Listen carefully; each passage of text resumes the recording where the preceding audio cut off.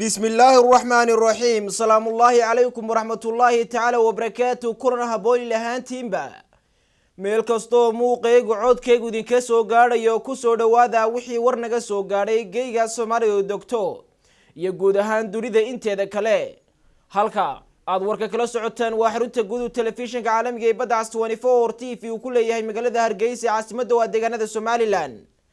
haddii Raxmaanki raali ka noqdo waxa qodobada warkeedina la socodsiinaya anigoo Naasir Cabdulqaadir Cabdiwahaab Naasir Talasame qodobada warka ku daawan doontaan kuwa ugu waaweyn waxa kamida madaxweynaha Somaliland mudane Muuse Biixi Cabdi oo xilka qaadis iyo magacaabis ku sameeyay golihiisa wasiirada xukuumadda Somaliland ayaa soo badhigtay ganax lacageed oo dul dhigtay ugaarsatada ajnabi oo ka soo qabteen deegaanada kala duwan ee Somaliland siyaasi cali guray oo ka tirsan xisbul xaakimka talada dalka ayaa kulmiye ayaa madaxweynaha Somaliland mudane Muuse Biixi Cabdi ku eedeeyay inuu duminayo dalka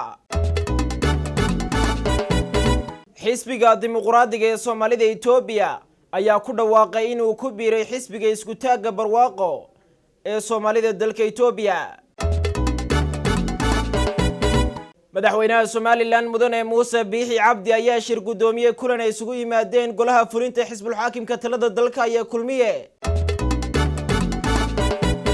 ururka Daesh oo sheegtay mas'uuliyadda weerar mindi oo loo adeegsaday isla markaasina ka dhacay dalka London